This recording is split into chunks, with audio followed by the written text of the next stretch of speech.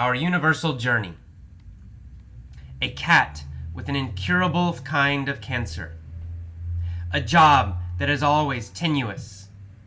Human relationships that are fragile, unpredictable, and sometimes tumultuous. My own body, seemingly healthy, but still subject to disease, fatigue, and aging. Life is unpredictable. However much we think we have a handle on it, the truth is we never really know what's to come. Everything can change in an instant. This is a tough truth to accept, for though we know intellectually that all things in life are impermanent, we often don't feel it instinctively. We persist in our attempts to control life. We imagine that we can predict and manipulate future events. We imagine that we control, or at least have a strong influence on, external events. But this is not really the case. In fact, all that worry, manipulation, and attempted control is mostly wasted energy. We are not the masters of the external world. We cannot predict the future. Our best laid plans are always subject to catastrophic failure.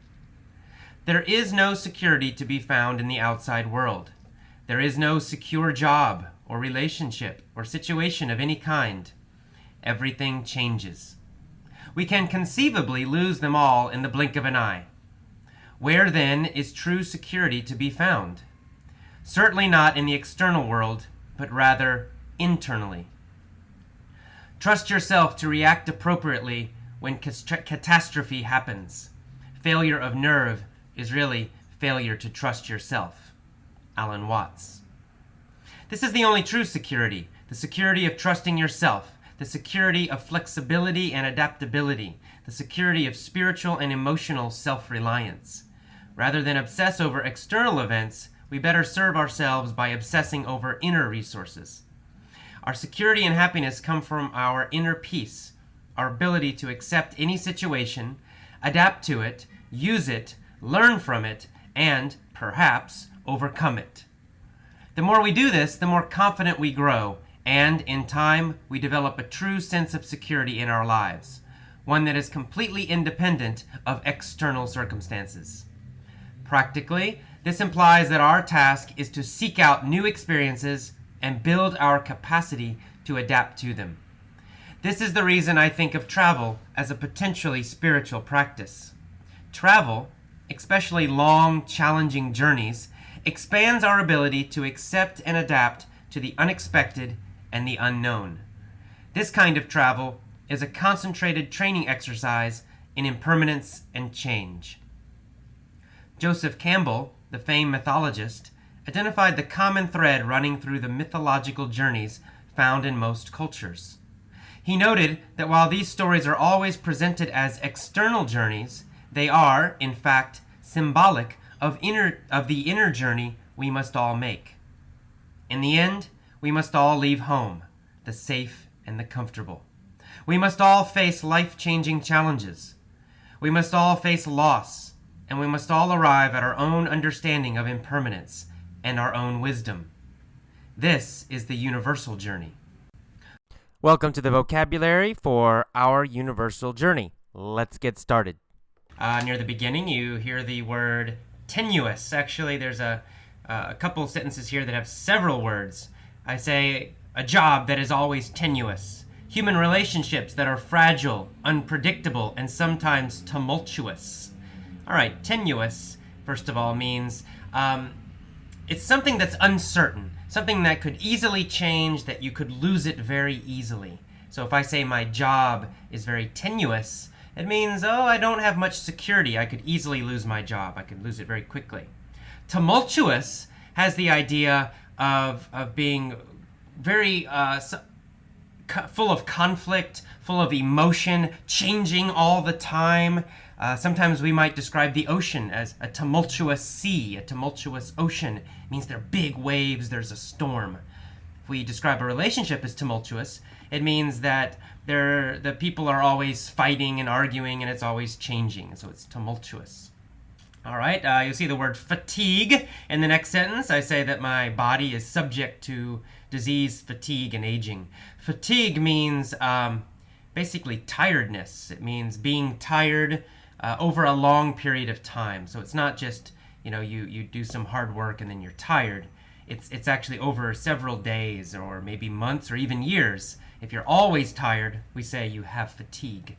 Or the adjective, you'd say you are fatigued with an ed on the end there. All right, next phrase, have a handle on it.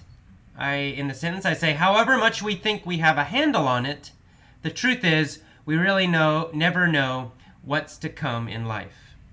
Okay, so if we think we have a handle on it, to have a handle on something means to be in control of it, to have control over that. So if you have a handle on life, it means you have control over your life. You basically are successful at it.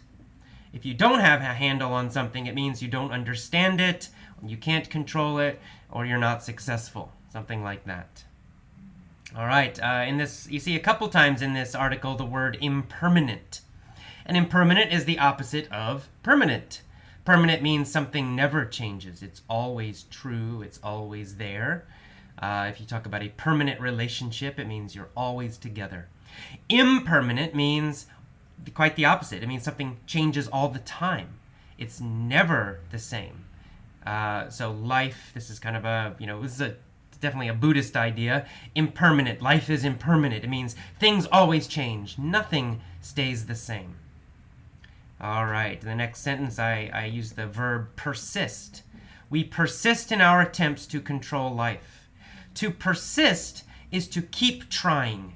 It means to continue to try to do something. It means you do not quit. You do not give up.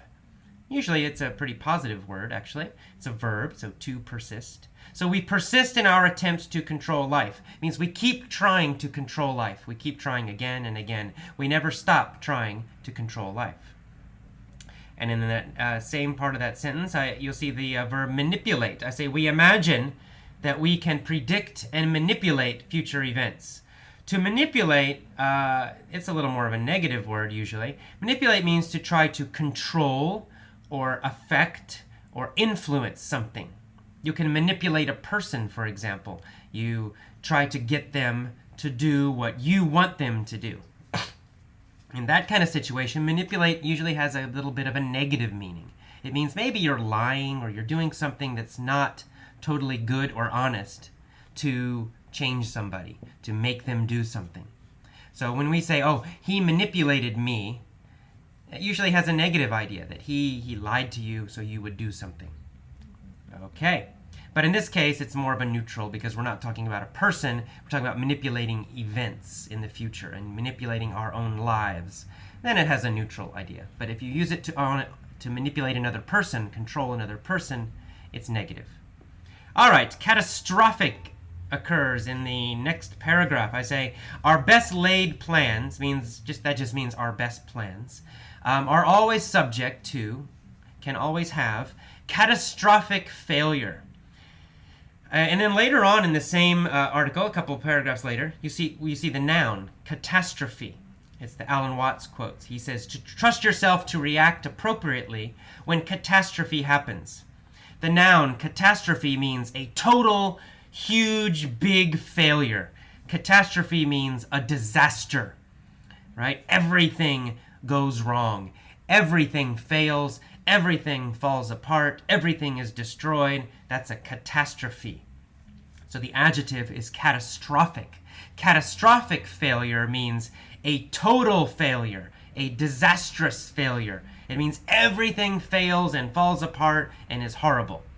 So I'm saying that even if we have great plans, they can always have a catastrophic failure, totally fail. All right. In that same Alan Watts quote, he uses the phrase failure of nerve. Failure of nerve is really failure to trust yourself. Nerve has a few meanings, but in this case, nerve means courage. It means lack of fear, no fear. So failure of nerve means you're afraid. If you have a failure of nerve, it means you're afraid and you don't do something you should do. So he's saying that if you're afraid to do what you need to do, the real problem is you don't trust yourself. That fear comes from not trusting yourself. And if you want to be strong and courageous and have a good life, you need to trust yourself and not worry about the outside world and outside problems. If you trust yourself, you can handle anything. Okay. We see the verb obsess in this article a few times. To obsess. Obsess is usually used with either over or about. You obsess over something or you obsess about something. And to obsess means to think about something again and again and again and again. In fact, you only think about this topic or this subject. So if you obsess over external events, it means you're always thinking about what's happening in the outside world, and that's all you think about. You never think about inside yourself. So to obsess over means to think about something. It often has the idea of too much. You just keep thinking about this same thing again, and probably too much. All right, you'll see in the next page, the second page of the learning guide, at the top, the verb overcome. That maybe you can overcome your problems. To overcome means to solve a problem or to beat a opponent or someone who's trying, an enemy. If you beat them, if you win against them, you overcome them. If you have a big problem and you finally solve it, then you overcome the problem. It means you go past it. It no longer is bothering you. All right. In the next paragraph, we see the verb imply, to imply. In the sentence it says, practically, this implies that our task is to seek out new experiences. Okay, to imply means to suggest. So this suggests, this information suggests to us, it tells us indirectly, not directly, but indirectly, not directly. It suggests that we should seek out new experiences. A task, by the way, our task means our job. A task is a job or a project, something you have to do. And to seek out means to find or look for. All right, in that same sentence, we see the word capacity. So we have to seek out new experiences, and we have to build our capacity to adapt to them. Our capacity means our potential, our possible ability to do something. Okay, so it has this idea of possibility, what you can do. Your potential, your possible ability, what you can possibly do, that's capacity. So if you build your capacity to adapt means change with a situation, right? If the situation changes, then you can change to survive. So if you build your capacity to adapt, it means you have more potential, more ability to adapt. When things change, it's easier for you to change also. That's building your capacity. All right, and then in the next paragraph, we see the phrase, the common thread. This is a very common little idiom in English. I say Joseph Campbell identified the common thread running through the mythological journeys found in most cultures. Okay, myths are stories, usually kind of religious stories, spiritual stories.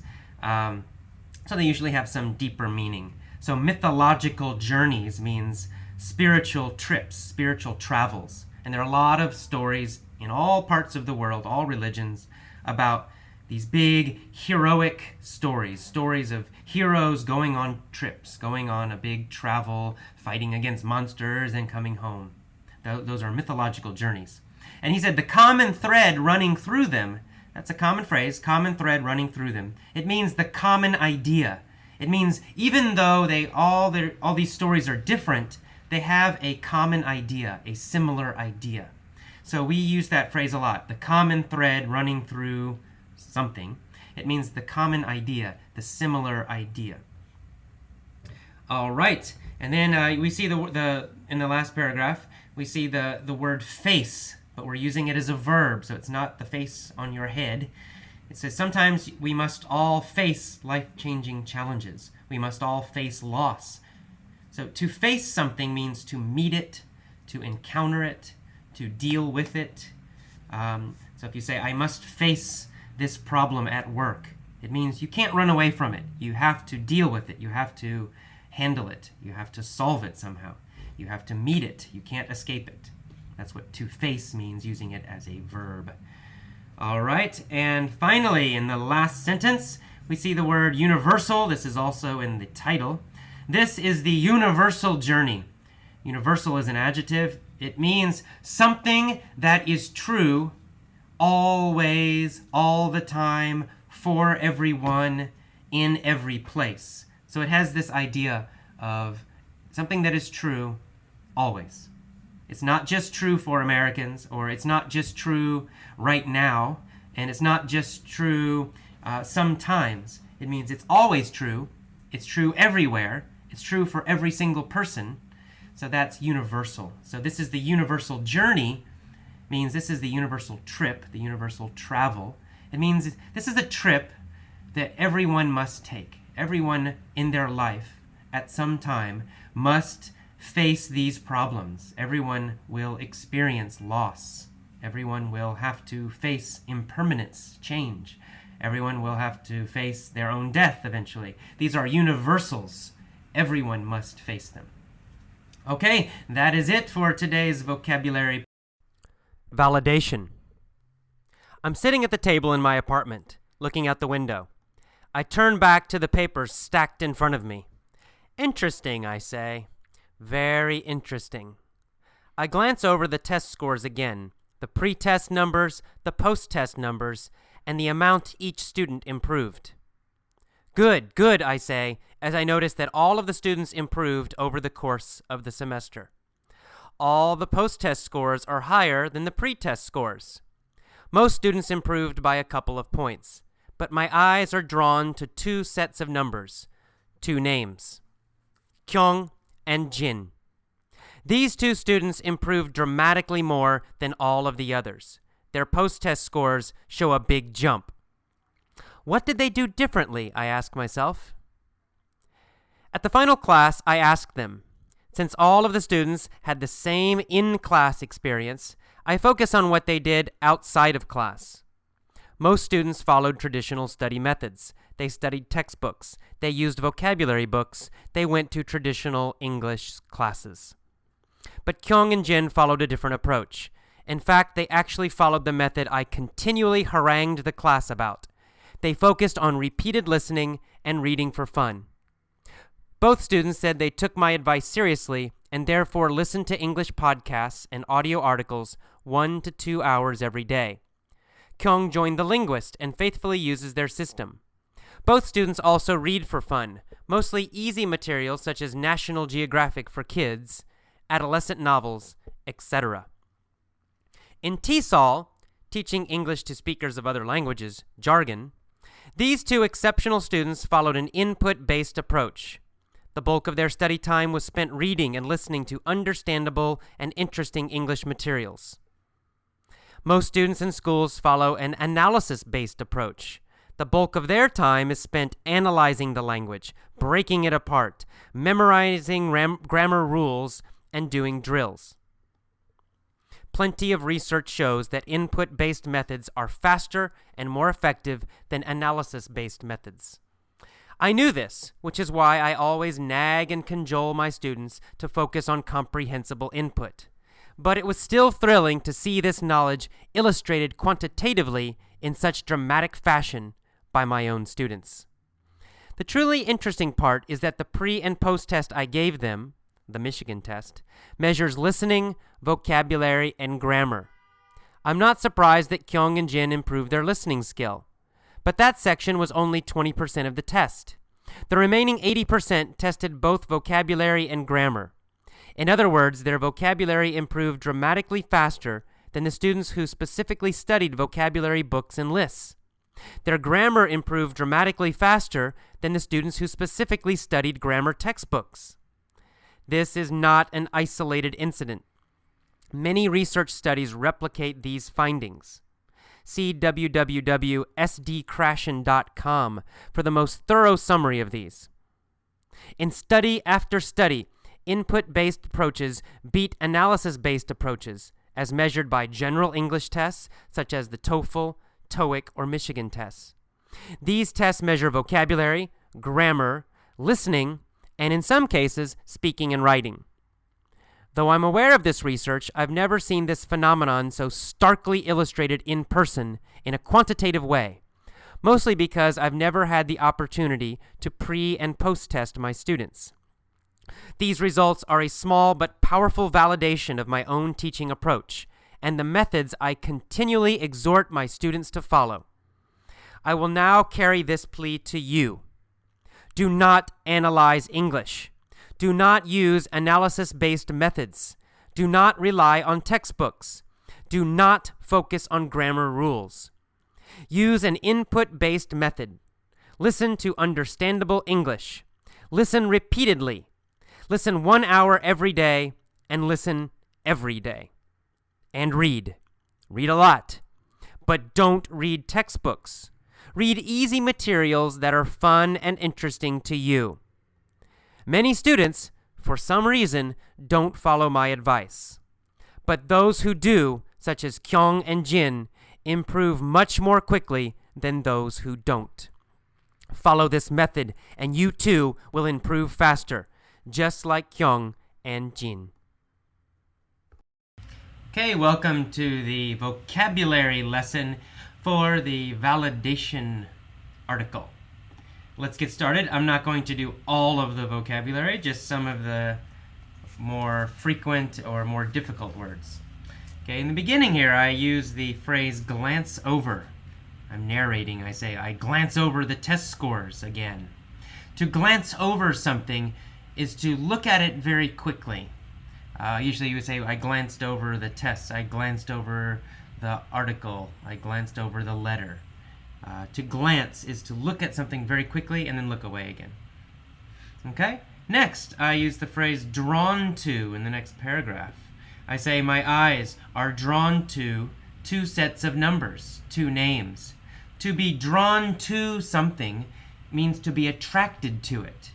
It means there's something about it. It makes you want to look at it. Makes you want to get closer to it. So drawn to means attracted to. All right. A little bit later, a couple paragraphs later, I use the word harangued. Harangue is a verb, to harangue. And in the sentence I say that my students actually followed the method I continually harangued the class about. So I was always haranguing my class about using input-based methods. And to harangue it's similar to the word nag, which we'll discuss later, but it means to say something again and again and again. It means you want someone to do something, and maybe they don't do it, so you tell them again and again and again. So I would harangue my class about using these methods. I would say, you need to listen to English every day. You need to listen to English every day. You need to listen to English every day. I'm trying to convince them. I'm trying to persuade them, and so I repeatedly tell them to do this again and again and again. That's called haranguing, or the verb is to harangue. All right, and then a little bit later in that paragraph, I use the adverb faithfully. I mentioned that one of these students, Kyung, joined the linguist and that she faithfully uses their system. To faithfully do something is to do it with a strong belief, with strong confidence. So you're not just doing it because someone tells you to do it. You're not just doing it with half an effort or with just a little bit of effort. It means you really believe what you're doing. You think it's a good thing, and you really, really, really want to do it. So that's faithfully. So Kyung faithfully follows the linguist system. She's following it because she really believes it will work. And it does. All right, and then in that same paragraph, the next sentence, as a matter of fact, I mentioned that both students also read for fun, and that they mostly read easy materials, such as National Geographic for Kids, or adolescent novels. Adolescent is a certain age. It's the age before teenager.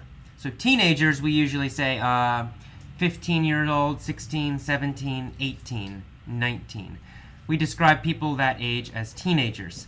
But people who are children, who are about 11, 12, 13, 14, in that age, that middle school age, we call them adolescents. Adolescents. So an adolescent novel is a novel, a book. It's a book for children that age. So my students, even though these are graduate students, actually, they are reading books that are for middle school children, adolescent children. All right, in the next paragraph, I used the word jargon. I said, in TESOL jargon, these two students followed an input-based approach. Jargon, it means special vocabulary. It's special vocabulary for a certain job or a certain business or a certain field. For example, biology has certain jargon. Biologists know this vocabulary, other people don't. Well, teachers also have jargon. In TESOL, which is teaching English to speakers of other languages, teaching English as a foreign language, teachers who do that, we have kind of a special vocabulary too. And so input-based approach, that's a kind of vocabulary that we use. Most English teachers understand what that means, but maybe people who are not English teachers don't know that. So jargon is the special vocabulary of a field or a certain job. Alrighty. Exceptional, of course, means special, amazing, great.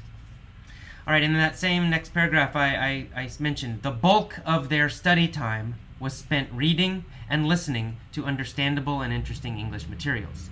The bulk of means most of. So the bulk of their study time was spent reading and listening. Most of their study time was spent reading and listening. So the bulk of means most of. Alrighty then. Then on to the next page of the learning guide. You'll see a couple of similar words here.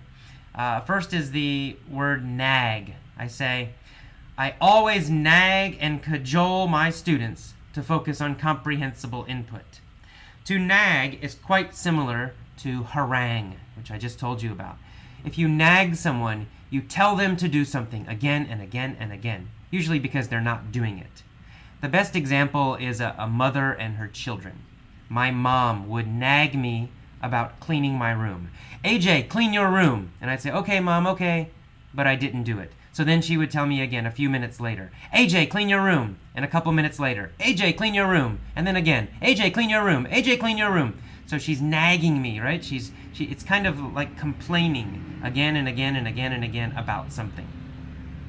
And then in that same phrase, I use the word cajole, to cajole. Cajole means, again, to try to persuade someone. It's the idea of almost trying to push them to do something.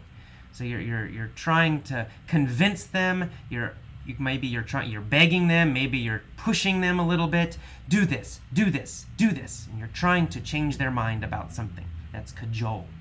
So there's a little bit similar meaning there. Nag and cajole. And comprehensible input means understandable input. So what you have to listen to something you understand. If you don't understand it, you won't learn anything. You need to understand about 90% of it. So that's comprehensible. All right. In that same paragraph, you see the word quantitatively. That's a nice long word. I say, it was thrilling to see this knowledge illustrated quantitatively. Thrilling, of course, means exciting. Illustrated means shown, or sometimes it means proven. But quantitatively means with numbers, or numerically. It's another way to say that. So I knew that these methods were better, but in my own experience, in my own classes, I had never done like a pre-test and post-test research to show with numbers that this method is better. So this was my first chance to see with numbers in person with my own classroom, my own students. All right, in the same sentence, as a matter of fact, I used the phrase dramatic fashion. In dramatic fashion. It was exciting to see this knowledge illustrated quantitatively in such dramatic fashion. In dramatic fashion means in a strong way, in a powerful way, in a very noticeable way, something that everybody sees and notices. Easy to notice it, very powerful. So in a powerful way, in dramatic fashion. Alrighty, moving on then. I use the word replicate, skipping a paragraph here. I say many research studies replicate these findings. So I said this is not an isolated incident. An isolated incident means a special experience, something that doesn't usually happen. But this is not an isolated incident. This is a common incident. It's something that happens a lot. Many research studies find the same results.